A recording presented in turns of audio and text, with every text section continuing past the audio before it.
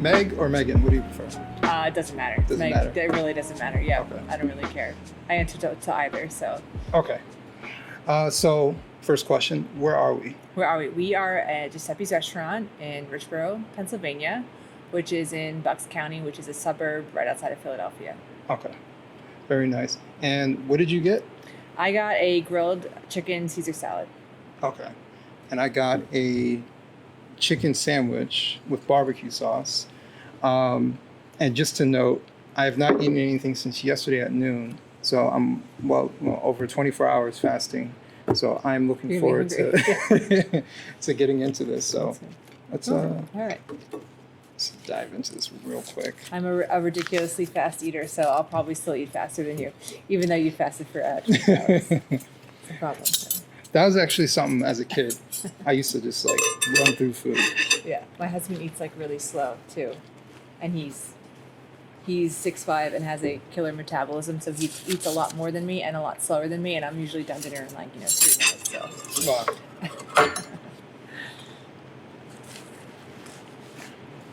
And the fast is over. So That's good. That's good. So it's funny because I of course know who you are and I know of you, but I don't know like your story as far as because I know you've gotten some media attention and things like that. So I don't know if you want to just kind of explain how you became somewhat known. How I became on Twitter. How I got on Twitter. Yeah. How I got on Twitter was because I was. I'm not a fan of our governor in Pennsylvania, Josh Shapiro, and nobody was tweeting all this stuff about him. And I'm like, he's done all this crazy stuff. How come no one's tweeting it? That's how I got on Twitter. That's how you... No, but I mean, I guess like in terms of how did I get interested in like politics or what's happening in the world was really COVID. I've lived in Bucks County my whole life. I just turned 40, so 40 years in Bucks, and I was never really interested. I've never been interested in politics at all, but I've always like been very patriotic, and I think growing up in this area where there's a lot of history, I always had a sense of I felt very privileged to be in America, in a country where we just had a lot that a lot of other people didn't have. And, Right. When COVID happened, that's really woke me up to, whoa, what's going on? I mean, I think before that, I had been paying attention to the medical freedom issue. Mm-hmm. So that was something that once I had kids, I cared a lot about. And felt like I had a pretty good understanding of my backgrounds I was a pediatric ICU nurse, so I understand, a little bit about healthcare and how all that works. So I was paying attention to all of that, and there was actually in New Jersey, I don't know if you remember this, if you were paying attention to that issue, but in January 2020, there was a big battle because there was a bill introduced where this one senator vowed to basically eradicate the religious or religious and philosophical exemptions. Right. So there were a bunch of people showed up in Trenton and right before COVID. I was going to go, but I think my daughter actually had COVID. She was sick, so I couldn't go. And I'm pretty sure it was probably COVID. But I think having paid attention to what was going on there kind of helped them when COVID hit. I saw through what was happening immediately, really. Right. And then was very frustrated at the mitigation that was happening and having my business closed. I was a small business owner. My husband was a small business owner. We were both very impacted by COVID, having the schools shut down. And what really got me involved was we had a health director who was advocating for kids to be in school. And all the schools are going to go back because he had the legal authority per Pennsylvania law to set the mitigation. And then one by one, the districts just stopped listening to him. Right. And myself and some of my friends were like, why is anyone listening to our health director during a pandemic, right? Yeah. And so that's kind of what got me involved in wanting to know why. And so I started submitting public record requests and then started doing battle with basically my county government, which led them to doing a lot of things that I would say is abusive, from blocking my phone number for 18 months from calling anyone in the government, which was crazy because that even happened before I was really involved. I left a voicemail in August of 2020 saying I think kids should be in school. and like my phone number got blocked. And then when they found out it got blocked, instead of apologizing, they wrote a defamatory article about me in the newspaper. And then I had to obtain my actual voicemail and go play it at a county meeting. You know, it was just like a lot of things. Ultimately led me to getting sued 5 times by my government over public records. So instead of giving me the records that it was deemed the county had to give to me, they sued me 5 times. So that's kind of the short version of how I got involved. So yeah, the being sued 5 times by your government. Yeah, that's something that most people don't go through. yeah. Well, so were those cases resolved, or? So that was last year. So what happens is, I mean, for anyone who's submitted a public records request, and this is what when I was at Moms for Liberty, what I talked about, in Pennsylvania, there's an appeals process. So if, like, say I ask Bucks County government, I want this record, and they can either give you the record, deny the request, or they can give you some records and not give you the ones they don't want you to have. So if you think they're wrongfully withholding records, you can file an appeal. There's an appeals process. So I went through that process. In Harrisburg, it's a legal process where they issue a final determination, and 5 times I went through that process, and Harrisburg said, no, Bucks County, you need to give her records. And so they said, Bucks County just said, no, we're not going to give you the records. We're going to take you to court and try and have that final determination overthrown, if that makes sense. Wow. And so then so the cases got split up into, like, gosh, I'm forgetting my words, but the first 2 cases were ruled on, and I did get records. And the great thing is that the judge actually ruled that the county acted in bad faith, which is a really big deal. And that's really, even more than the records at this point, is the win. One of my attorneys is, like, probably one of the best public records attorneys in Pennsylvania, because he used to work for the Office of Open Records. And he said he's only seen this happen like a handful of times where the agency was ruled to have acted in bad faith and also had to pay the maximum civil penalty, which is like $1,500. It's not a lot of money. It's just more the symbolism of what it means that they acted wrongly. However, the county now is appealing those decisions and is taking me to Commonwealth Court. So they're spending who knows how many tax dollars. Now, this isn't even over records for these requests. It's just they want to get rid of the bad faith ruling. So that's in Commonwealth Court. And then my other cases are still waiting for a ruling in the initial court, and I guess I'll see what happens. Yeah. And all that's happened in the past 3 years, basically. Yeah, the court cases in the past year. So there was a whole, I mean, there's like so many, they definitely acted in bad faith, because even before it got to the point where I had these rulings, I went through about 8 or 9 months of trying to get these records, and the county basically weaponized the law against me, because they have a legal department who understands the timelines. Like, there's very specific timelines, at least in Pennsylvania, when you're submitting these requests. So you ask for these records, the agency has X amount of days to get back to you. And then if they don't, you as a citizen have X amount of days to file an appeal. Right. And once you're outside of that window, you're outside of the window. So what the county was doing was asking for these extensions. And I'm just like, sure, you're busy, like, it's fine. And then when I went to, and they withheld the records and I went to appeal, the Office of Open Records is like, you're outside of the appeal window. I know that they told you were very nice and gave them the 60 days. What they did is they timed you out. So they did that for about 8 or 9 months. And then, it's just like a whole... Wow. Fortunately, Judicial Watch, which is an amazing organization, took me on as a client, because otherwise I would have to either be paying for this, which I can't pay for these 5 lawsuits, or just I would be representing myself. So I'm very thankful to Judicial Watch for taking me on and making it a fair fight, because if that hadn't happened, I probably wouldn't have won, and it would have been a lot more stressful. Well, I mean, thank God for that. Yeah. Is Judicial Watch also, are they involved with Moms for Liberty as well? I don't think so. Because we both went to the summit. I met a couple of guys who are from an organization similar to what you're describing, where they jump in and defend the little man, so to speak. Yeah. Especially if they're being slandered and things of that nature.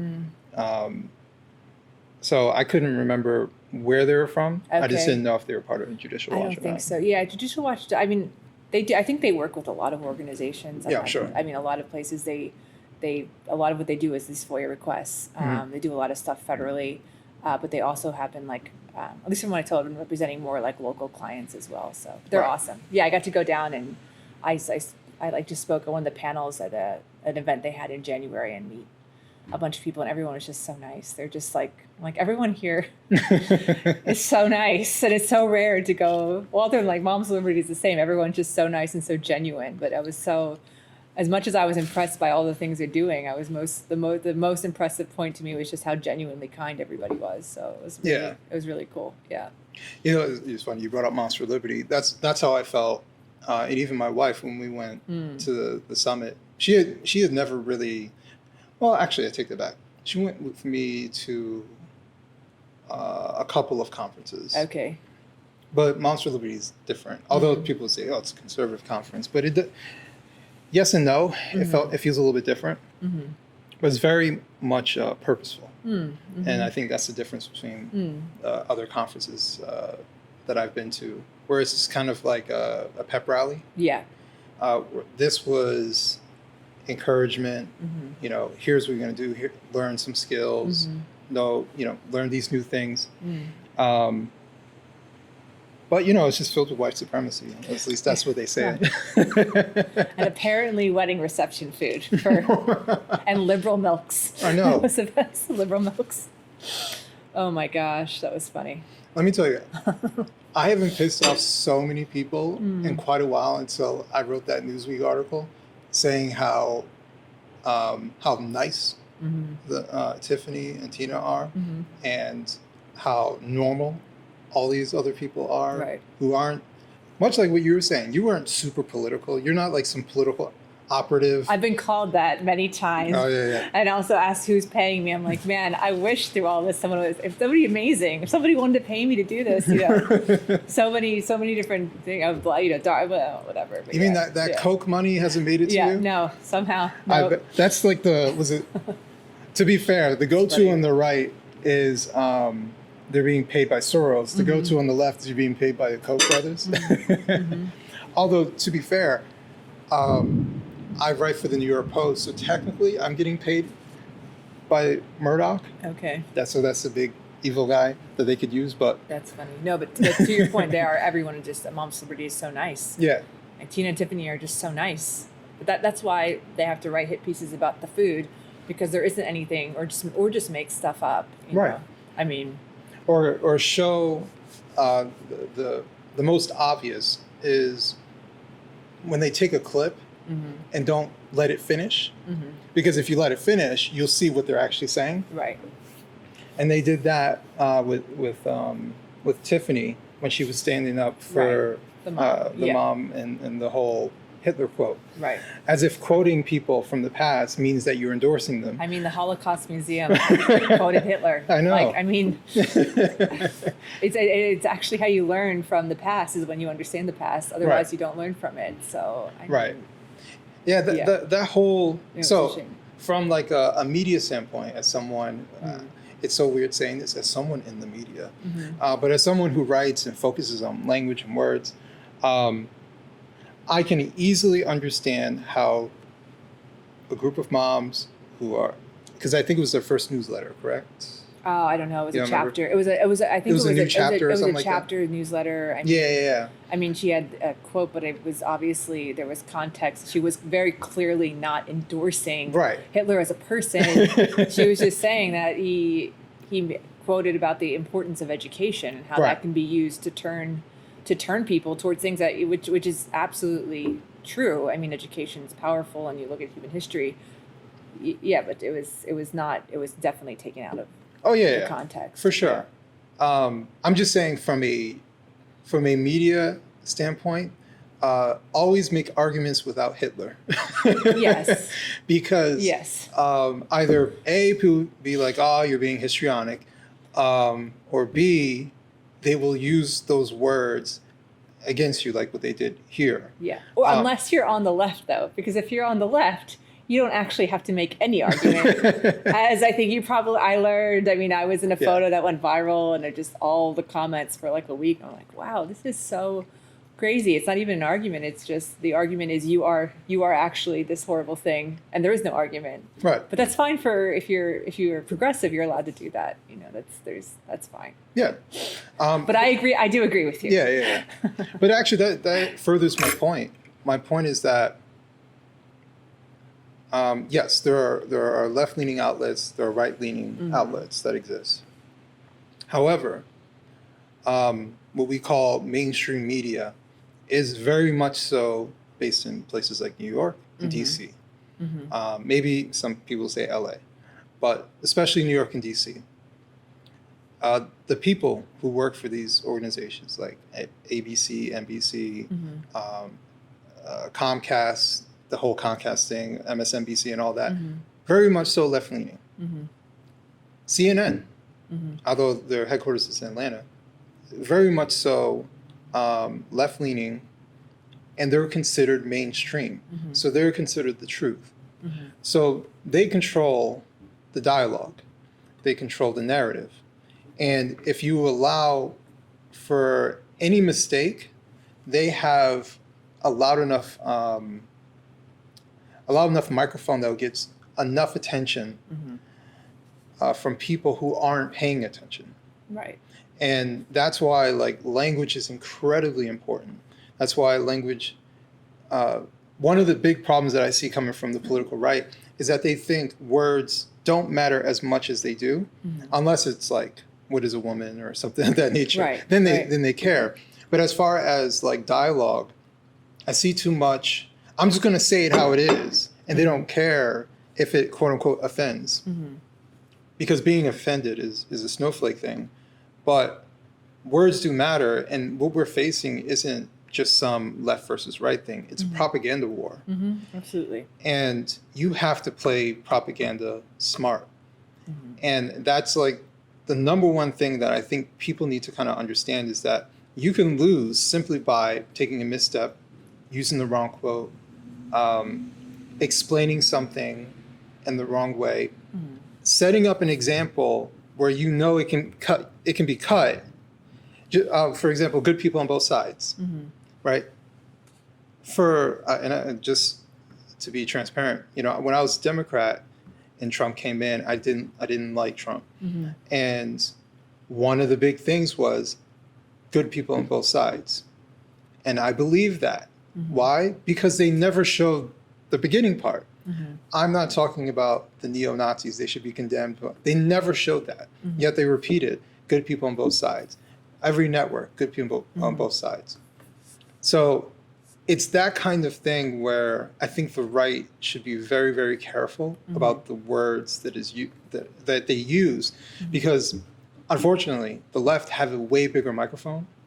And they're really, really good at dictating narratives. I think one of the hard parts about it, though, is that it doesn't. What I've experienced just on the local level is that it actually doesn't even matter what I say or do. I could say and do everything right, and they'll just make something up. And I had that actually happen to me because we've had that same problem just at a local level of not having fairness. Right. And I think said it earlier. My county government blocked me from calling anyone in the government for 18 months, which is crazy, right? It's crazy. Right. Your government's not allowed to do that to you because you called and said something they don't like, right? So what had happened, how that happened was in August of 2020, schools weren't opening, and was getting very concerned. I'm like, all these kids need to go to school. They're going to get hard. All the things that we're seeing that actually happened. There were people who were saying this is what's going to happen if you do this, and we need to prioritize the well-being of kids. And that was extreme. That was extreme. So I remember I left a message. I had called my county commissioner. Now this is a public number. This is literally the job of a politician, right? Right. And you're a politician, especially at the local level. Your job is to listen to your constituents and try and give feedback. Theoretically, you're a public servant, okay? So I had called the county commissioner's office one time in August, and I know this because I have my phone records. And I had spoken to someone for 18 months, okay? And for 18 minutes. A week later, I called back. I remember the date. It was August 20th because it was my daughter's birthday. I called and I left a message for our county commissioner, Democrat county commissioner, who at the time was the chair, right? So she's the top politician in the whole county. And I just explained why I thought kids needed to be in school, and I asked for a call back. It's 2-minute voicemail. I get a call back later that day from her cell phone. She calls me on her cell phone, And I see, and it's my daughter's birthday. We're driving to like a pool party we're having for her. That's why it's like very clear. Yeah. And I answered the phone, and she just basically yelled at me for like 2 or 3 minutes, and then hung up the phone, didn't talk to me. And I remember I was just like shocked. I'm like, this is so, I couldn't believe it. I think because I've been a small business owner for 10 years. And I think, wow, if I had someone who had an issue, I would never, ever treat with them. I'd treat them like that. I want to know, what's your issue? How can we solve it? Like, let me listen. You know, you're the customer. And just as a person, I wouldn't treat someone like that anyway. Right. So I find out a year and a half later that after that phone call, and I found this through public records, she contacted the head of Bucks County IT and said, block this woman's phone number. Okay. So for 18 months, now during that 18 months, I actually got physically assaulted by a Democrat politician at a rally. So I had to call the DA's office. I couldn't call the DA's office. And I never knew why, because I'm a normal person. My first thought wasn't maybe they blocked me. It was like, oh, maybe something's wrong with the number I have, right? Right. I couldn't contact emergency services. Like, it's really problematic. So when they found out, when I discovered this 18 months later, they confirmed that I was correct. They had blocked my phone number. And then instead of apologizing, they made up a story. They made up a story that they said it in the newspaper. They had it printed that their staff member couldn't take the verbal abuse anymore. And so that's what they printed. Okay. Now I actually know the editor. So I found this out on a Wednesday. I contacted the editor on the Friday. I said, hey, you know what, of our local paper, I said, they confirmed to me yesterday, the county, they blocked my phone number. This is something you should probably write a story about. I mean, it was a long shot because they never wrote stories that favored us. And he goes, oh, we actually wrote a story. Here it is. So they had this whole story, this whole narrative. They never contacted me to ask me for comment or like to see if it was true. And I said to the editor in email, I said, I have my phone records. I can very easily prove that this is a lie. This isn't true. You can look at my phone records and see I've only called the county twice in the whole month. That's not, that's very normal. Right. You can ask for. I mean, it's teetering on harassment, but sure. So I'm just saying, so all that to say, and then I ended up having to get my voicemail, and I went and played it at a meeting, and it was like, I wasn't even angry in this voicemail. So all that to say, it's like a very long, convoluted way, but I experienced at a local level firsthand that I didn't do anything wrong. I didn't say anything wrong. And they just made something up, printed it in the newspaper, and here it's just, it's defamatory to my character. They didn't fact check it. And when I said, hey, this is a lie, they still said, we're going to print it anyway. Yeah. They're like, tough shit. Yeah. I mean, I'm like, that's a really heavy accusation to accuse me of. So anyway, yeah, all that to say that I totally agree. People need to be careful and smart. But then on the other side of it, it also just doesn't, in some ways, doesn't matter because people will just make stuff up if they want to discredit you. At least that's my experience. So you're correct. They will make stuff up. My advice is don't help them. That's basically it. Absolutely. You don't need to give anyone any help. And I can't tell you how many times I've seen certain politicians help people who are purposely trying to go after you. Like, I can't tell you how many times Trump sat down with a left-leaning outlet that hates him so they can chop him up.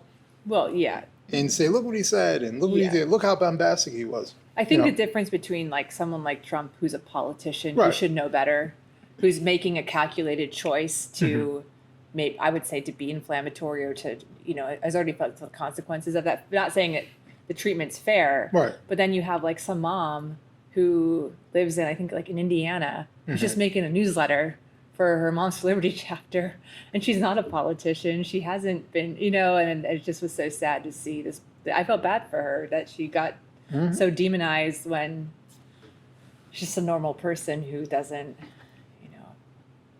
have that same spotlight or understanding. But no, and that's the unfortunate part. Yeah. But I try to highlight this in articles that I've written that this is much of a class war that's happening.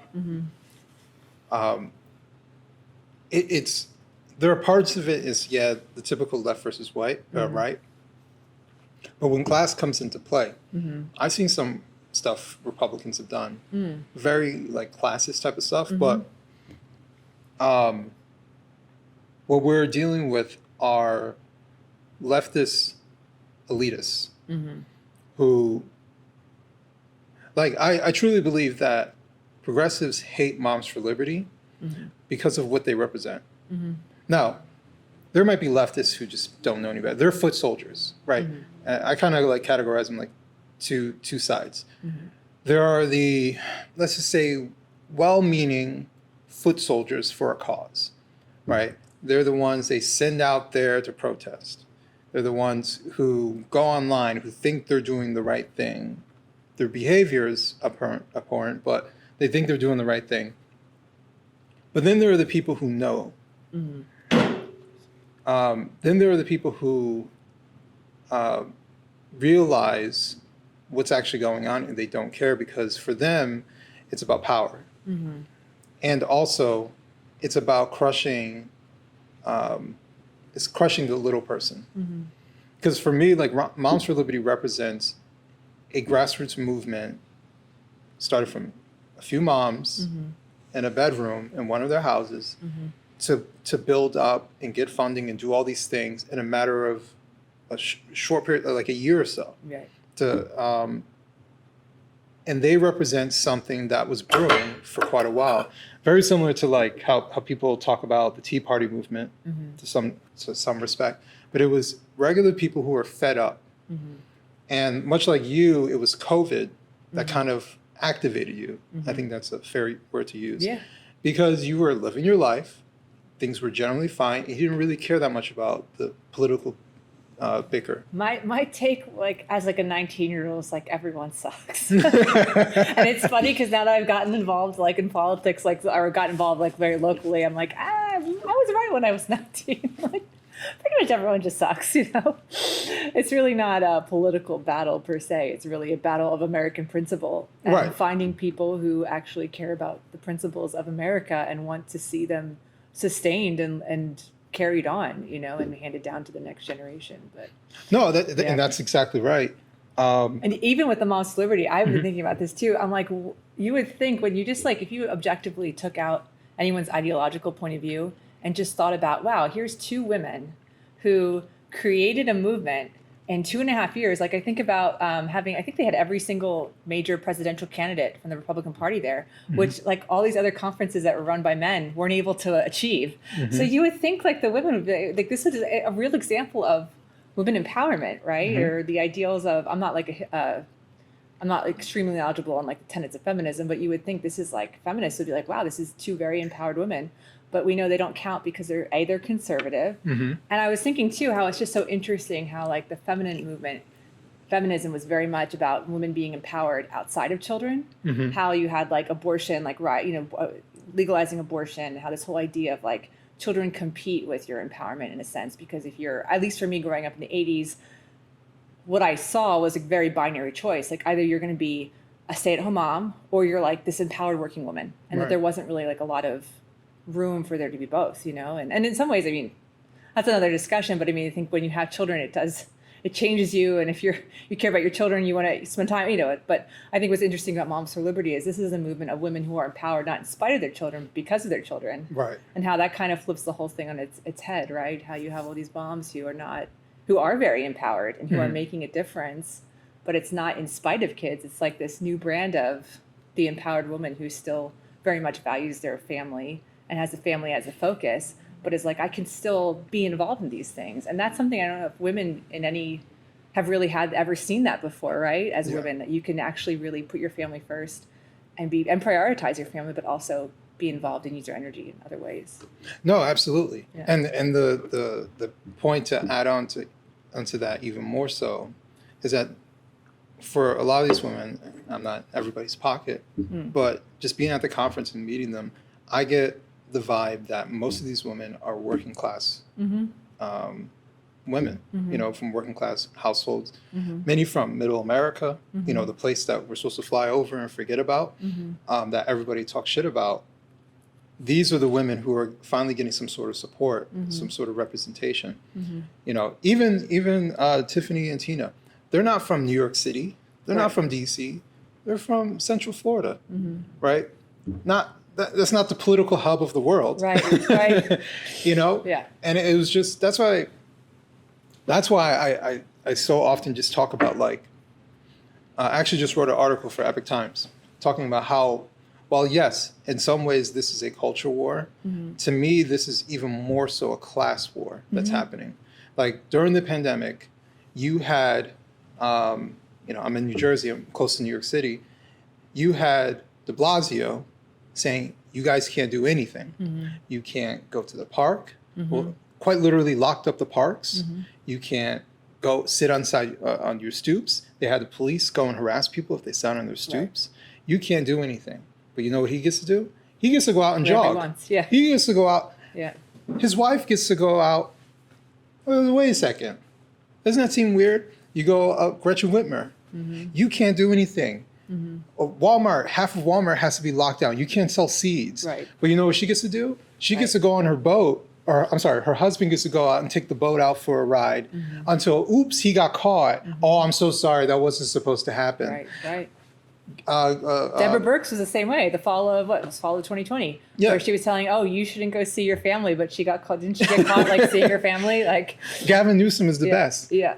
He's quite literally sitting in a restaurant, no mask, with I think he was with like medical industry people, and I'm just like, this is a class warfare. Right. They went and locked up people who had small businesses who just wanted to operate so they can support the people that work for them.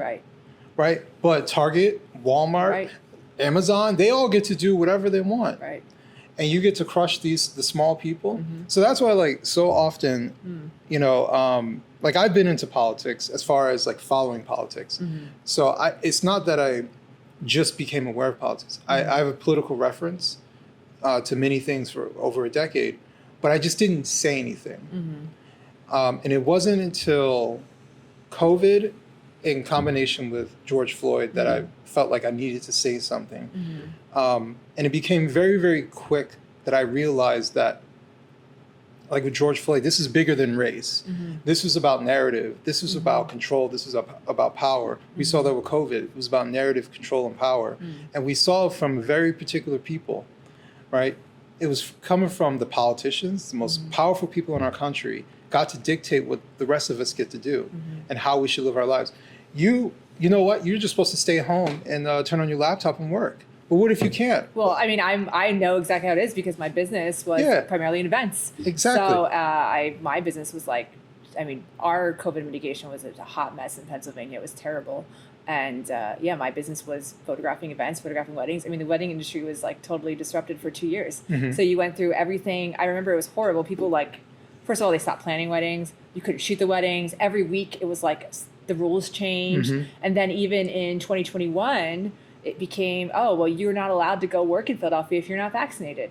So I was like, all these clients, well, I can't, if they're sending me an inquiry and I know the city's like, hey, everyone's got to be vaccinated. Well, I can't, I'm not vaccinated, so I can't work there. I mean, and then they guilt terrible. Yeah. Why are you so selfish? Why don't you get vaccinated? Well, you probably dealt with that If anybody tried to do that, they regretted it. So I'm like, go ahead, tell me that, Right. I'm ready for you. No, but I mean, and for me, so my background's in nursing. So when COVID hit, I actually went and got CPR certified and I started just working as a nurse again. I was like, did all these little testing jobs but both of my husband and my business are both small business owners. So when everyone's like, oh, we can just Zoom for the next 2 years, I'm like, well, that's great for you. Right. But we can't. I mean, my husband's business, his product is in waiting rooms. So he had like a large number of his clients immediately froze their accounts. All my clients canceled. I mean, I had like 30, I think I ended up from 2020, because I was just looking at this, 2019 to 2020, 30% of my revenue from 2019. Yeah. And then I had someone on Twitter being like, you took a $10,000 PPP loan. I'm like, oh my gosh, like you have no idea. And plus when you run a small business, not only is it just as initial sales, but it's also momentum. It's like when I started working and doing these other jobs to kind of just fill in the income gap, and then I wasn't working in my business. Right. And there were other photographers who were collecting unemployment and just sitting at home. And I mean, it's just not everyone had another career they could just jump back into. I'm not judging anyone for doing that, but I'm just saying that it was like I wasn't putting time into marketing. And then when I got involved with all this COVID stuff and this public records, and it really was a major time suck. But it's funny. So when people would accuse you of like, oh, you're just some wealthy suburban white woman who's just, doing her thing. I'm like, no, it's not really. I'm working, I'm taking care of my kids, but I understand how important it is to not just allow these things to keep rolling without any pushback, because if we don't do something, then our kids are never going to have a chance. Right. Even being harassed by like my government, which is pretty unnerving, especially as just a normal person who didn't have, until Judicial Watch, I didn't have any support from anyone. I didn't have anyone. No one had my back. But I recognize, and like I can understand that it's still a privilege to live in a country where I can go to a meeting and I can tell my commissioners that they suck and they're bad people. Yeah. And sure, they might try to throw me out. They might write a nasty article. They might call me names. There's a lot of things they've done, but I haven't gone to jail. Right. I'm still theoretically allowed to do that. And I just think I understood, and I understand now, if we don't take the arrows, right? If we don't actually exert our rights and do the things that we're legally allowed to do to push back on these things, our children may never get to do that. Right. And there are a lot of places in the world right now where you can't do that. I think sometimes people forget that. Like, a lot of the world doesn't know what freedom of speech is. Or a lot of the world, people are living without electricity, like that kind of perspective. So you understand that it's not a guarantee to be able to do those things. No, you're absolutely right. That was one of the things I had in mind. So like the very first thing I did was write my book. That's a big jump. It's a big jump. I went from doing nothing to writing a book. But I spent 9 months writing it. And when you do something like that, obviously the objective is to publish it so other people read it. So as someone who's not public, to become public, you understand like, all right, what's the worst case scenario? What's the possibilities that might happen? But I thought about much of what you said. Like, if you feel called to do something and you don't do it, that's a really shitty feeling to go through. But I also thought about like, what kind of example am I setting for my son? That I felt called to do something and I didn't do it because I was scared. And I didn't want that. And not everybody's called. Not everybody's called to do something. But if something bothers you that much, like you just did it. Because it bothered you that much that if you didn't do something about it, you would regret it later on. And I think that so many people got activated within this, I would say like the last 3 years especially. They got activated because they saw the powerful encroach on their life. They saw the powerful encroach on their children. They saw it encroach on their economics. They just saw, like for me, as much as I paid attention to the government, and I hear people say slippery slope, and I'm like, maybe sort of. But COVID taught me the level of stupidity that exists within the most powerful people in our country. And it's pretty high. It's pretty high. And the level of, I guess, willingness to comply by people. And the one thing, like, because I've traveled a bit and been in different places, but one thing I always thought about Americans was that, like, sometimes we do things that we're not supposed to do. Like, it's kind of a good thing. Like, if it's 2 a.m, you live in a rural area, it's a red light, you don't see any cars, you might just go, right? And other places, they don't think like that. It's a red light, you always stay.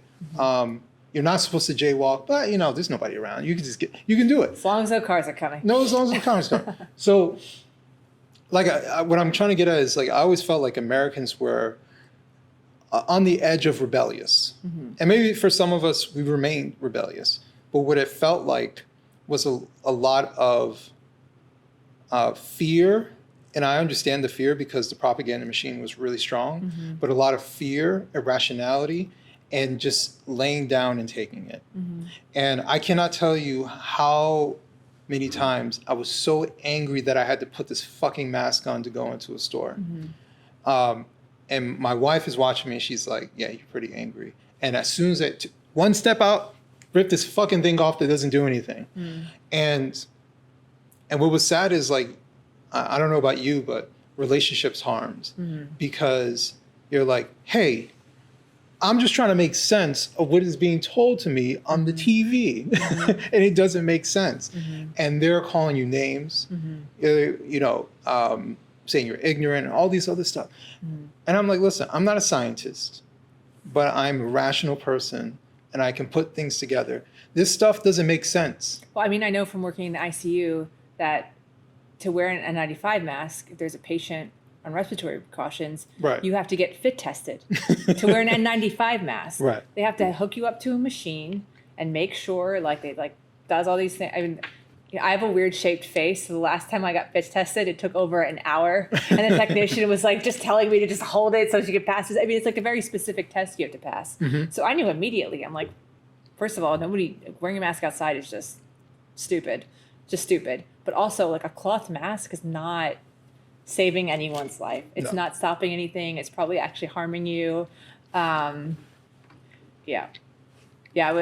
stopped wearing when in July 2nd, 2020. So we had the privilege in Pennsylvania of having Rachel Levin be the person for an entire year who told us, you can't open your business, your kids can't go to school, you need to wear a mask. So I remember the date, July 2nd, 2020, they made a universal masking order where everyone, even outside, you're supposed to wear a mask. And that's when I was like, I'm done. I figured out the stores that wouldn't kick me out. I shopped there. I got harassed a lot, but it was like every time I'm like, you know what? I'm not going to comply with this. Right. People want to harass me and film me. I'm like, go for it, man. I'm not wearing one. That right there, that's the rebelliousness. No. well, yes, that is the rebelliousness. But what you just described, people walking up and filming you. Oh, yeah. Even though I'm going back and saying you're not supposed to do the Hitler comparison. So I won't use the Hitler comparison. I'll go to the Soviet comparison, where neighbors would snitch on neighbors who weren't being good loyalists for the state. And that's what that behavior was. Like, I remember seeing so many videos online of some stranger with a mask on walking to someone who doesn't have their mask on, talking about how much they're a danger, yet encroaching on their space. Yep. All because they want to report them to the state. They want to shame that person. Right. And there was a level of ego and power. Oh, they loved it. They loved it. People loved. The first time I got harassed was so in May of 2020. They still had our playgrounds were all taped off with caution tape. Right. And like a bunch of people around here were like, we're done. So one person went to a playground and filmed himself tearing it off. And I was like, all right, that's what we're doing. Yep. So I just started going to all the playgrounds and I would just rip the caution tape off. And it was awesome. It was great. But so it was May and my daughter was 4. And I said, we're going on a mother-daughter date. And this is people were still like, we were in the red zone. You weren't supposed to do anything. We went to Red Robin. We got takeout. We went and sat outside at a table. And then I'm like, we're gonna go on a play date at the playground. If mommy's got to tear down the caution tape for you to do that, like mommy's gonna do that because you're 4 years old and you're playing on the freaking playground. And so me and my daughter were there ripping off the playground. Nobody's there. This giant man comes from there's a field behind this playground. Walks from 10 or 15 minutes. He must have seen us, right? He sees my 4-year-old daughter swinging on a swing outside. Nobody's around. And felt like he had to walk. He walked all the way over to us just so he could come and get into my face, start berating me, telling me that I want people to die and I'm a horrible person and all these horrible things. And this is the first time anything like that had happened to me. I mean, this was early on. And then walked away. And it's exactly what you said. You know what? If he was scared, he could just stay in his house. And he actually wasn't scared because if he was legitimately scared that he was going to get sick from myself and my daughter, he wouldn't have gotten in my face. Right. If you really thought someone was going to kill you by breathing on you, you're not going to take a 15-minute stroll and get right in someone's face if you're scared. But to your point, it was just, you're not following the rules. And I'm like, well, then if someone wants to arrest me for letting my daughter play on a playground, then so be it, because we've lost then, and I knew there's no law. That's the thing. There wasn't any, no one could enforce this. The only thing, even in stores, they couldn't arrest you for not wearing a mask. They could arrest you if you were trespassing and you were asked to leave a private. But I'm like, people just did it. I found out. I mean, I knew where the boundaries were, but it's crazy to me because I think if everyone would have just been like, no, we're not doing this, even if 10% of people or 20% of people, it would have all ended so much sooner. And it's just so sad that there was so much collateral damage done. Yeah. Normal life became outlawed. Yeah. going to the playground shouldn't be against the law. I mean, it's crazy. It was in the end of May. It's like hot outside. These poor kids have been stuck inside for 3 months, you know, and fun times. Fun times. But that type of behavior is what created the very people that they're trying to go after now. Mm-hmm. Like, they're shocked that you just activated, I don't know, thousands upon thousands of people Mm-hmm. who weren't activated before Mm-hmm. to do something in reaction to your overbearingness about Mm-hmm. their lives. Mm-hmm. You know, same thing with massing kids in school. Mm-hmm. But COVID, with a weird turn of events, having kids do schoolwork from home, Mm-hmm. parents got to see what was being taught to their kids. Mm-hmm. And that, you know, activated even more parents. Right. Yeah, people were, that's what, when I was in Florida with Judicial Watch, there was one of the other people there was a dad, and same thing. He saw the stuff his kids was learning in school, and was like, I don't want to, he had pulled his kid out of the school, and the school then, I think it was his school, fired him from being the football coach. He was like a beloved football coach, for years, and he didn't even like make an issue about it. He just pulled his kids out of school, and they were like, you don't align with our values. I'm summarizing, but Yeah. and he lost his job, and then Judicial Watch represented him, and he ended up winning because the school was in the wrong. But it's like, it's so crazy. It's so crazy that you're not allowed to. I mean, that's one of the things that makes it is really scary. I think people don't think about the importance of being able to have diversity of thought, Mm-hmm. and how that's one of the things that's always been a strength of America. And that's actually the miracle.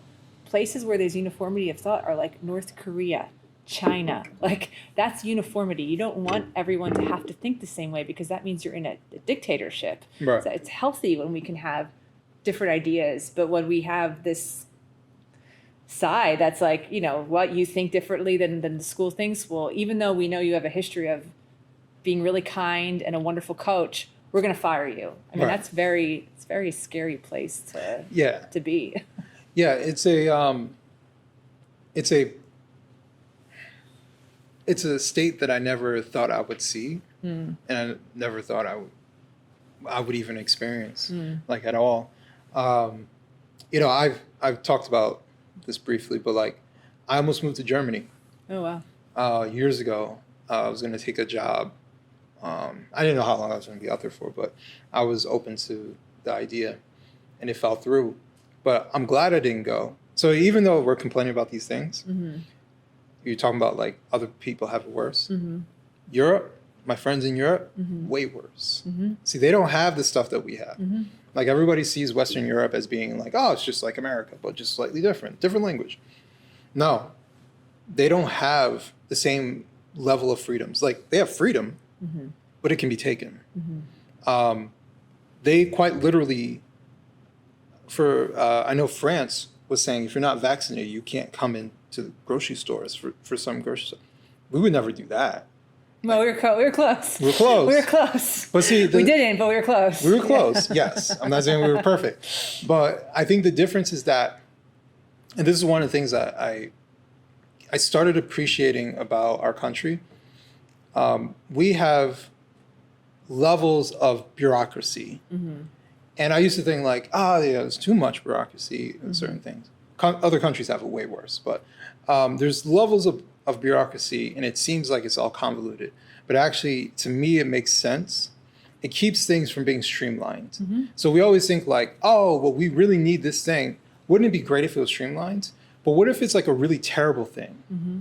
And then what if it got streamlined? Mm-hmm. So it's like a safety net from the human condition. Mm-hmm. All these different layers. The president is not our dictator, so the president can't initiate anything. So we have our states. Mm-hmm. So our states can do certain things. But then even locally, so we Right. have all these different layers and levels.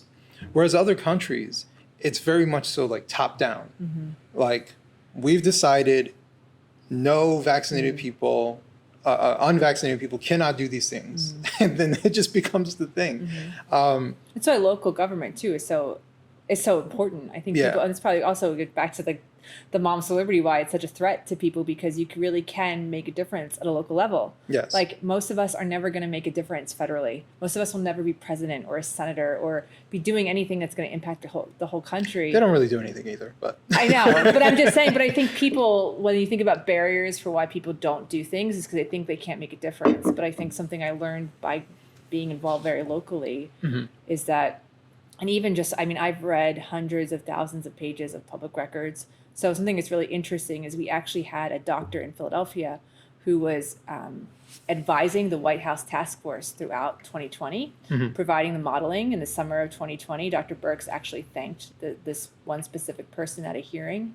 And so you had somebody who was pushing national policy, was also involved in creating state policy for Pennsylvania, and then was also involved with local school districts, was very lockdown focused, right? Lockdown, closed schools, all this. And then you had this little lone health director who lived 35, 40 minutes away, who was really like a thorn in everyone's side because in Pennsylvania the authority is given to the local health director. Right. He was able to make a different decision. And something I really appreciated was how all this policy would flow down from federal to state to county to the school district until someone stopped it, until someone said, actually, we're not going to do it that way. And they actually had the power, if they push, to make a difference. And that is, to your point, is what's so amazing, is that you really can, in your community, make a difference, and make a difference that actually impacts the way people are living. And that's pretty cool. I think so. Yeah. I mean, I know we often talk about like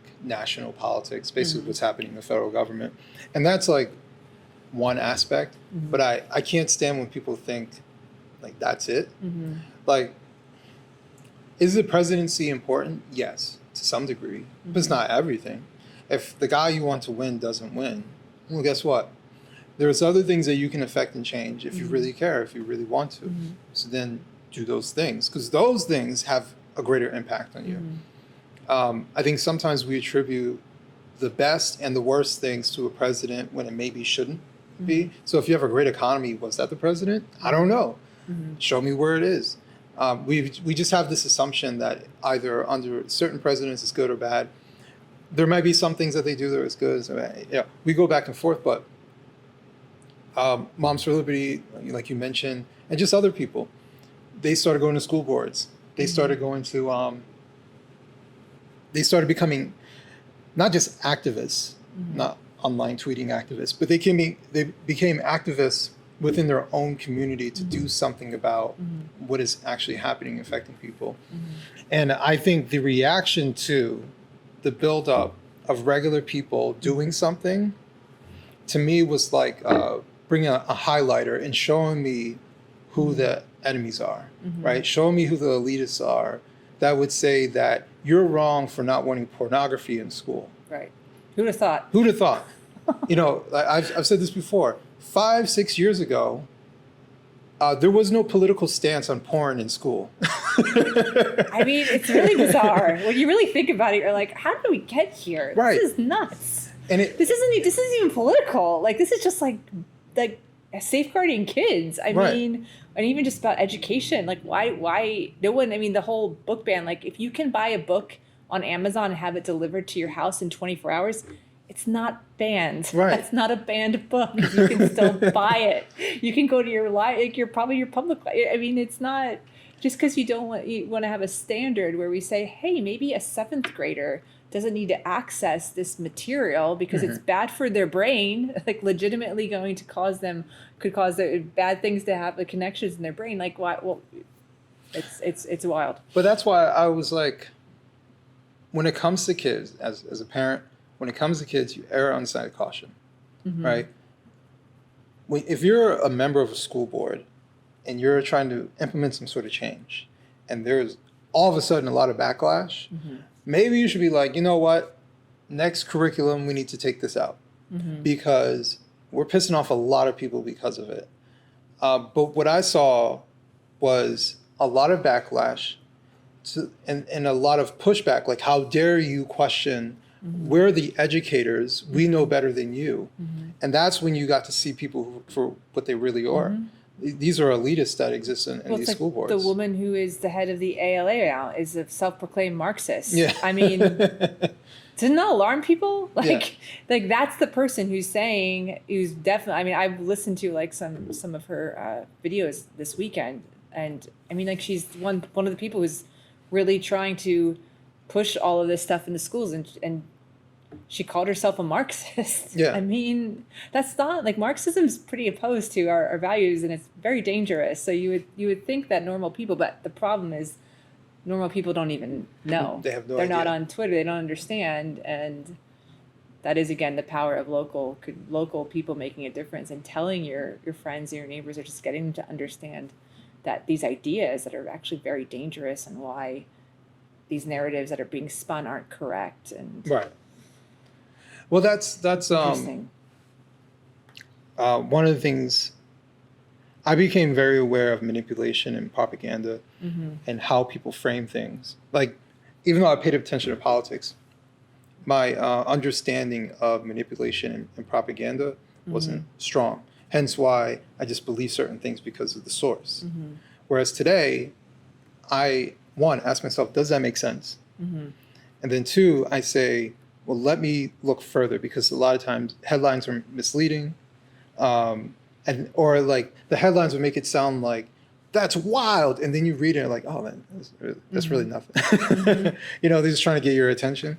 But I follow all these things. I follow the propaganda. I follow how people frame things,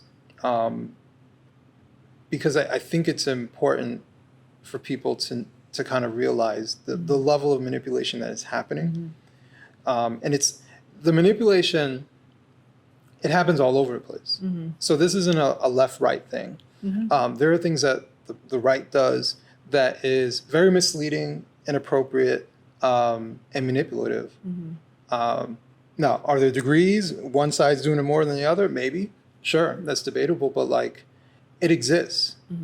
There's misframings that happen all the time. I don't think people understand how easy it is to misframe something, but how necessary it is to misframe in a propaganda war. I actually just wrote an article for the New York Post talking about Kamala Harris, where she said that the state of Florida said that that slaves benefited from slavery. That's what they're trying to teach.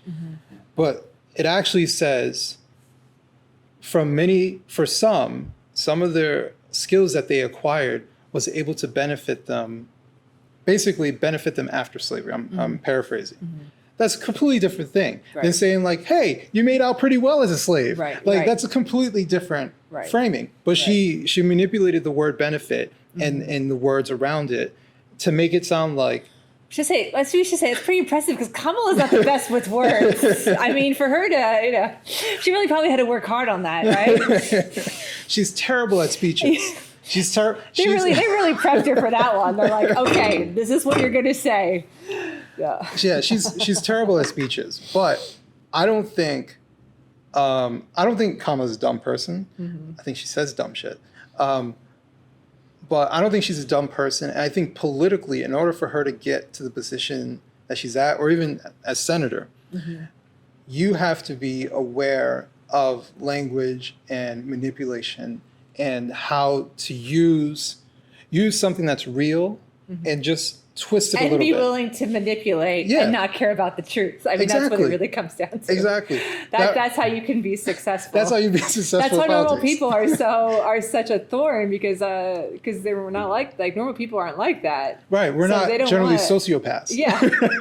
So yeah, I think it's true. I think that people who are drawn to politics too tend to be people who are drawn to power and attention.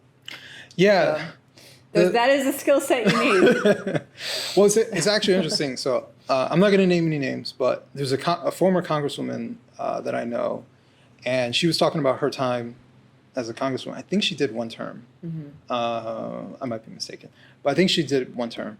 And she would talk about like her interactions there, and the way she kind of framed it was like, there are certain things that, in order to stay there, you have to do. And she didn't want to do those things.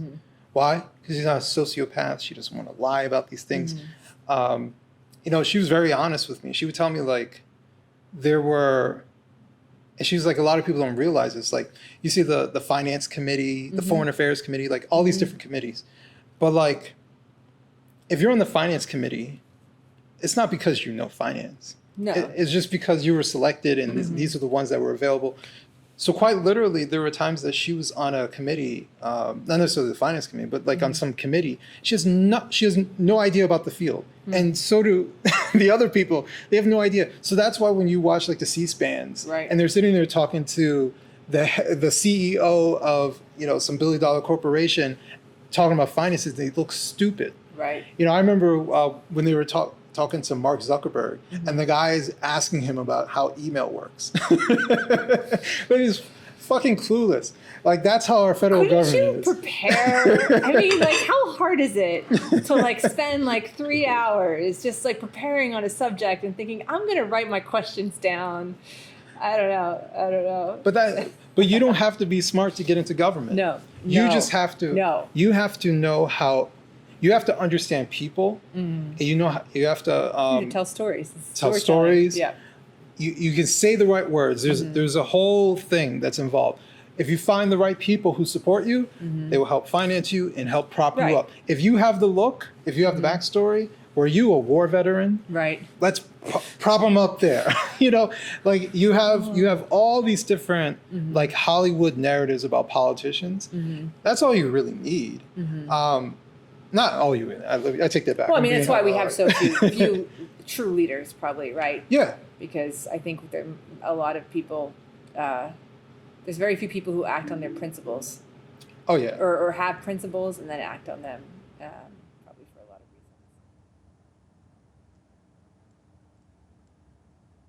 reasons. Outside of politics, have you traveled? Are you interested in travel? Anything like that? Yeah, well, it's funny. So my husband's actually from South Africa. So okay. When I went to nursing school, I worked in pediatric intensive care for 2 years, and I actually spent 2 years, almost 2 years, volunteering in West Africa. So I worked with an organization called Mercy Ships that has people from over 40 countries all work on board the ship. And they stay docked for like 10 months and they do free surgical care. So I was in Liberia from 2007 to 2008, which was like pretty close to when their civil war had ended. So we went in and it's all you actually pay. So I paid like over $500 a month to work. And we were working like 60 hours and you're delivering free surgical care. And in Liberia, they actually speak English. So it was really, working in a nurse, it was so heartbreaking because you got to really hear their stories and hear what these people went through during the war. So I think that's part of why I have such an appreciation. I understand that, Liberia was like a very affluent country. The whole city, there was like this abandoned hotel that used to be like this, they called it like the crown jewel of like West Africa. And it became like a concrete shell for refugees. Like thousands of refugees live there during the war. You could still go and look at it. So that was amazing because then you're not only that are you volunteering and you're getting to work in another country, but you're also with people from every socioeconomic status, every age. There were families on board. There were retirees on board. There were people like me who were young in their early 20s on board. You had people from all over the world. So there were people from Australia. There were people from England, from Canada, from America, from West Africa, from South Africa, like all living on board together. So it's this really, like I always say, it's like the International Space Station, but on a ship. It was just a really amazing, formative experience to meet so many people and work with and live, because you're all living on a tiny ship together. So my bunk was I had 6 people in my bunk. I think I had over 30 roommates my first year. Wow. It was no personal space. And when you're living in that kind of intense environment and doing very intense work, and everywhere you go, it's intense because at the time there were over 10,000 UN peacekeeping forces there, troops there. It was not a stable place. So it was just very intense, and you're living with all these people, but it was so cool because you get to know so many different people from different cultures, and then you go and visit your friends, and all these are so I was fortunate to have had some really cool experiences. And you said that was for how long? I was in Liberia for a year, and then I came home for about 6 or 7 months, and I went back and I was in Benin for 6 months. And that's where I met my husband. So my husband's from South Africa. We worked together on the ship. And then his family is in like Namibia, South Africa, England, Germany. He's got his family all over. All over the place. Yeah. So was he already in the States? No, we met. He was volunteering as well. So when Okay. when I worked as a nurse, I ended up doing like a lot of blogging, and I ended up writing for the Philadelphia Inquirer and for like a nursing magazine when the newspaper was still a thing. Yes. So, and then they invited me to come back and work in their communications department. So I worked as like a writer and photographer in their communications department, and my husband also, he was doing like writing and working with video. So that's where we met. Okay. And then you guys met, and he We eventually met in moved. July. We met in the beginning of July. We started dating, whatever that means when you're living in a hospital ship in West Africa in November. And then we were both, so the ship, after it's done a field service, would go to the Canary Islands. We'd sail to the Canary Islands to kind of have like, if they needed to get work on the ship done, everyone would take a break, and then they would go to their next field service. They would, at least when I was with Mercy Ships, they would be docked for 10 months. So they would have a massive screening day where they would screen people for different conditions, whether it was like, tumor or like a cleft lip or all kinds of things, plastic surgeries, BVF surgeries, which are like birth injuries. So we'd have this massive screening day, and then they would tell people to come back for their surgery, but they would stay in port for 10 months. So it wasn't like you're moving all the time, you're in one place. Right. But yeah, so we met in July, dating in November, and then we were both done in Benin at the end of December. So he actually went to England and stayed with his aunt and uncle for like 2 weeks. And then he came to America, met my family, and then he went back to South Africa. And we're like, well, this sucks. We're like 7,800 miles apart. Right. So we decided like we were going to get married in April, I think. And then we had to do the whole visa process, which was like very, very stressful. Thankfully, it all went well. We got married by September. So I look back, I'm like, that was really fast. Yeah. We weren't even like dating for a year, and but we were married for 13 years almost, so it all worked out. Oh, wow. But yeah. I also went to South Africa and met his family before we got married, but it was very fast and very unconventional. But maybe my life has not been super conventional. So Yes. No, I mean that's pretty awesome, and actually, I'm glad to hear that you have some worldly experience. I think for me, traveling, although I never went to Africa, but just traveling in general and just meeting people from different places and learning different perspectives was very eye-opening. And just becoming friends with these people and kind of seeing how we're like, we see things, but we see a little bit differently. And there are certain things as an American that we do and it's just acceptable, it's just what it is. That would be completely unacceptable for somebody else and vice versa. So it's just interesting what we can learn from each other. But I think traveling abroad has shown me a level of appreciation for being American. And also, and I'm not sure if you experienced this, there's a little bit of privilege about being American abroad. I don't know if you've noticed that. Did people treat you differently?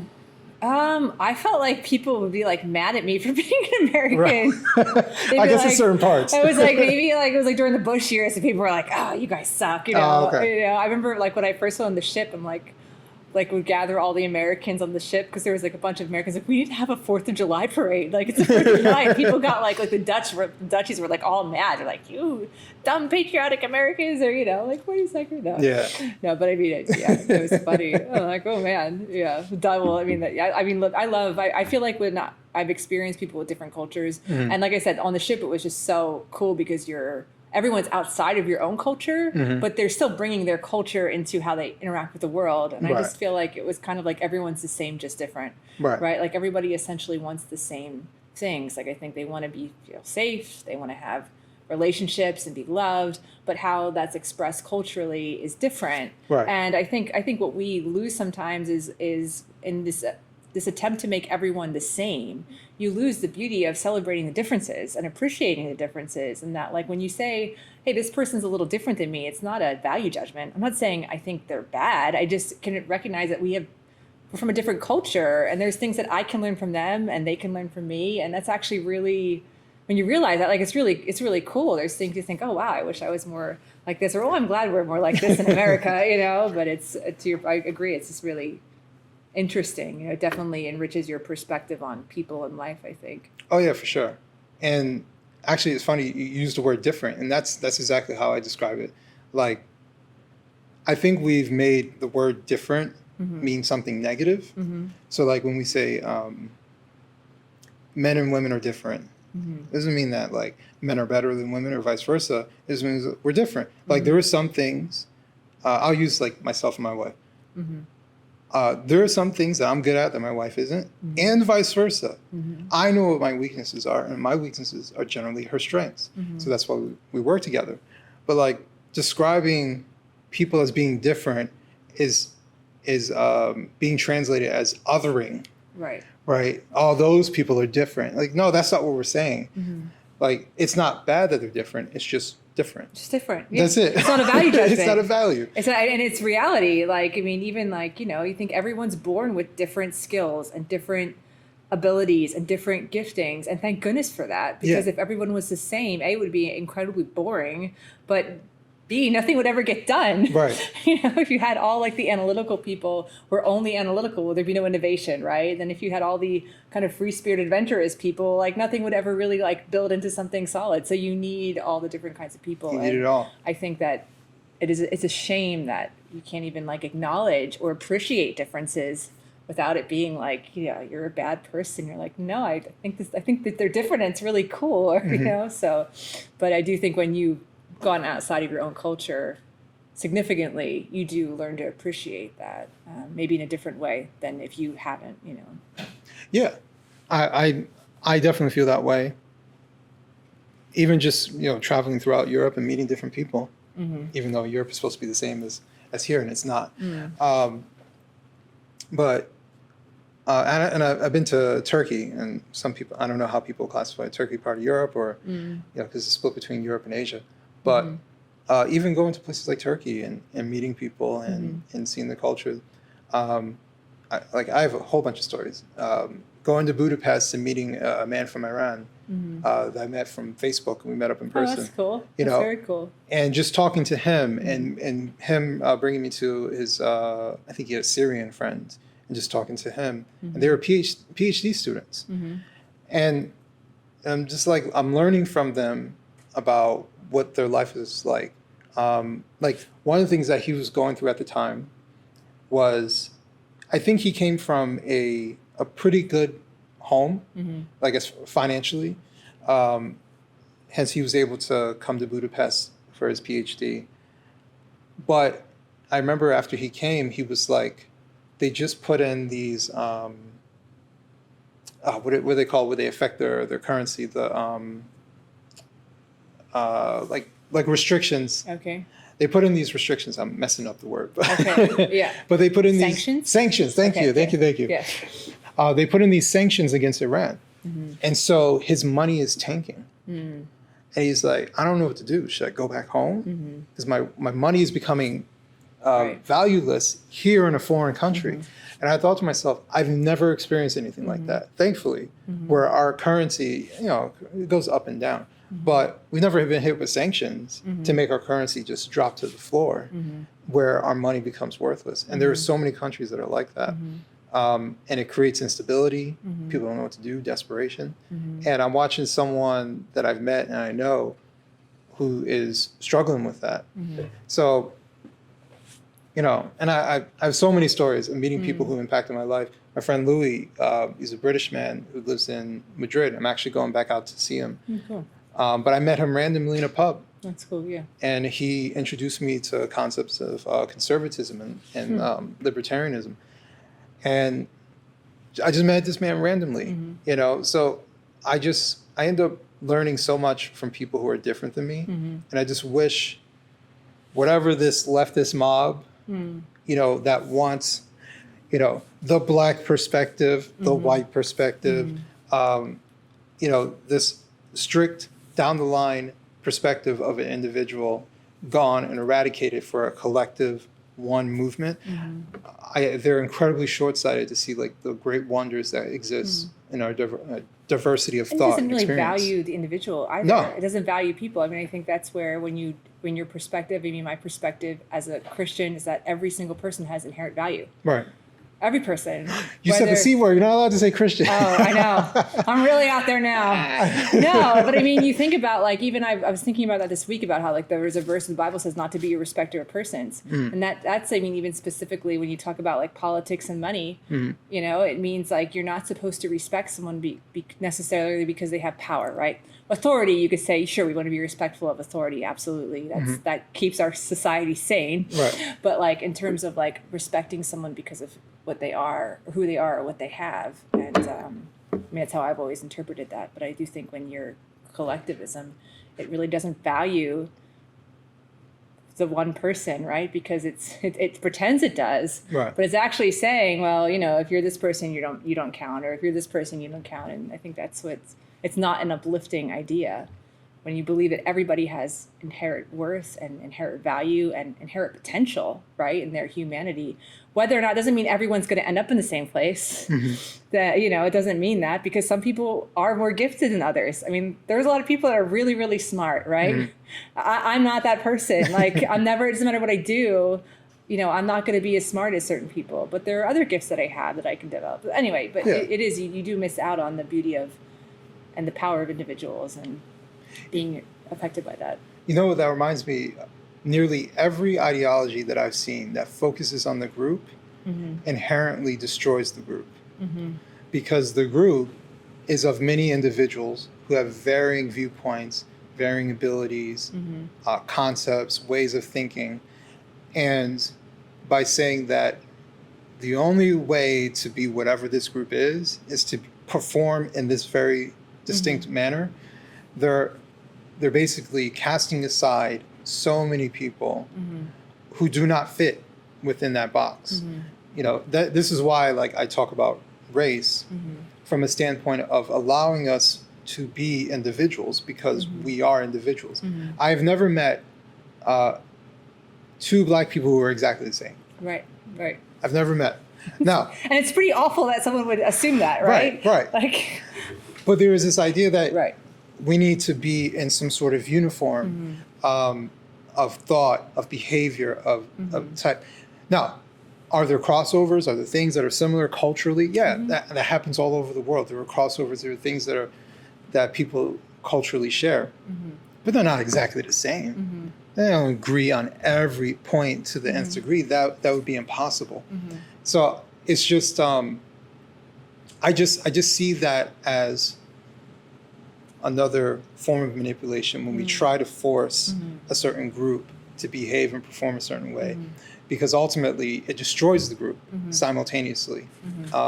It holds them slave to some sort of adherence to some rules that was created by somebody. Nobody knows why. Why exactly are we supposed to do these particular things? Even down to, you know, we have our American nationalism, but what exactly is American nationalism? Like, it looks different for everybody. I know immigrants who are new to this country who see America in a different way than someone who's been here their entire lives. That doesn't mean that one is more nationalistic. They just see America in two different my lights. husband's an immigrant, so I mean, I know his perspective is like, wow, like we have freedom here that I've never experienced growing up, like in safety. I mean, you know, they're definitely. Yeah. So we have all different viewpoints of even just the topic of what is America? What does America stand for? What does America mean to you? What does it look like? Like, and there's beauty in that. So that's why, like, even American nationalism, and which I think is generally a good thing. If the end goal is to support American values in a very general way, even the term American values, like, what exactly does that mean? But just as long as we say the success of all Americans is ultimately the objective, it's impossible to reach, but it's something that we're striving for. I think that there's good in having that. But the expectation that we all see America, we all see a race, we all see this group in one particular way, to behave in one particular way, I think it ultimately just destroys the people who actually believe that. So. Yeah, that's your next series. What does America mean to you? Yeah, what does America mean hopefully to you? you believe in the Constitution. Let's start there. We have at least a peaceful way to correct things when they're wrong. Exactly. So when you lose a peaceful way to do it, then that's when you come into problems. By the way, how was your salad? Oh, it was good. It was good. Yeah, all right, you full? Good. You're good? Yeah, I'm good. Yeah. All right, my fast is over. That's good. officially. Actually, I'm wondering if I should do another fast. I don't know what I'm up to tomorrow, but I'm still going and I'm still trying to lose weight. That's good. Yeah. Well, good for you. Thank you. Fasting's not easy. No, it gets easier. Yeah. It's like working out. We all eat too much in America. Anyway. We do. We have probably way too much our caloric intake and probably our meat intake. Yeah. Way more than our bodies need. Well, and the other thing we have to combat is like most of our food is fucking poison. Right. Right. Like, and that's exactly what it is. I'll tell you this one last story. I went to was it Vienna? Was it Vienna? Yeah, Vienna, Austria. I don't know. I always want to say Venice, and then I'm like, no, it is Vienna. Anyways, I was in Vienna, and I went to just some pub, and I was like, what do they have to eat? And they're like, oh, people love the burger. I'm like, all right. So order the burger, massive burger. I was like, shit, I didn't realize it was going to be that big. So I'm like, all right, my stomach's going to pay for this because my stomach's pretty sensitive. Eat the burger, I was fine. I was fine for the rest of the day, or actually for the rest of the evening, slept fine. I was like, if I ate that burger in America, I'd be waking up at 2, 3 in the morning. Right. My stomach would be killing me. Wouldn't be able to go to the bathroom. Some type of mess. Right. And I'm just like, our food is poison. Well, that's a whole nother rabbit hole, right? It's a whole other rabbit hole. And it's done by the... a lot of corporatists, right? A lot of corporatists. By the lobbyists who allow it to happen. The FDA is involved. No, yeah. There's a lot of documentaries you can watch about that. We've watched a lot. My husband and I have watched a lot of documentaries. Me too. We like documentaries. We went through a farming binge where we watched so many documentaries about farming, and my husband's dream was to have a farm, and then we got a dog. He's like, I can't take care of too many animals. Taking care of once enough, but the one thing, never watch the slaughter videos. Oh, I'm not watching those. Never watch the slaughter videos. Don't watch the videos where they show where your chicken comes from. Oh yes. Oh geez, you're like, that's really nasty. There's got to be a better way. They look like strung out chickens. It's really unpleasant. Like, I eat that. It's like yeah. Yeah, I do. I know I eat it. Oh man, our chickens do look like they're strung out on heroin or something. Yeah. They're just like well, they're like they're kind of all on antibiotics. Right. I mean, sort of, right? Yeah, they are drugged out. But yeah, it's not natural. No, it's not. No, not at all. Although I just had some grilled chicken. Yeah. What are you gonna? I mean, what are you gonna do? You have to eat, right? You have to eat, or do you? You could fast a little bit. Yeah. That's what I'm trying to do. I'm trying to fast to kind of mitigate the trash food if I happen to go out, but there's only so much we can do. So I guess we'll end it here. Okay, great. Yes, it was fun. Thank you. Yes. I hope you had a good time. It was awesome. Yeah. Thank you. And I'm glad to come out to Bucks County. Actually, is Montgomeryville? Is that Montgomery County borders Bucks? So it also borders Philadelphia. So got it. So there's Philadelphia, and then Montgomery is to the west of Bucks County. We're right here next to Jersey. So we're sandwiched between Jersey and Philadelphia. But up until 2019, Bucks always actually surprisingly had Republican leadership. So it's kind of like a lot of like very conservative roots, even though we got to fend off all the people from New Jersey, all the people from Philly, now all the people from New York. That's what I was trying. No offense to you being from Jersey. No, I will hold it against you. Listen, no offense. We make fun of people from Jersey and New York. Okay, good. No, I didn't realize. Was it New Hope? New Hope, yeah. I didn't realize how upscale New Hope was. Yeah, Bucks has a lot of really nice. Bucks is a really interesting place. I feel like when you understand the demographics here, and there's a lot of variety. We have like in the lower part of the county, it's very urban. You have issues with like gangs and like kind of some of the problems that you would have that. Then we have in the very upper part of the county where it's super rural. So you have issues with being in a rural county, but it's all within one county. You have this really interesting kind of representation of a lot of America within one county, which is fascinating, but it also makes it very contentious because you have people who believe very strongly, who are very deeply conservative, or people who are very deeply progressive. And so they're all showing up at a school board meeting together, and having a grand old time. It gets really interesting. Yeah, it gets interesting. Oh man. Yeah. Is I feel like there's a geography lesson, but like, is Allentown? Allentown's north. So Allentown, I forget, is that Lehigh County maybe, but it's not in Bucks. But it's like probably like an hour and 20 minutes from here. Yeah. Clearly, I know nothing about Bucks County. I don't know anything about New Jersey. I know where Newark is and Trenton. That's about, and I can get to the Jersey Shore. That's everything about else is basically in between. Yeah, that's perfectly fine. That's about it. Yeah, you're not missing out on Jersey. Yeah. Trust me.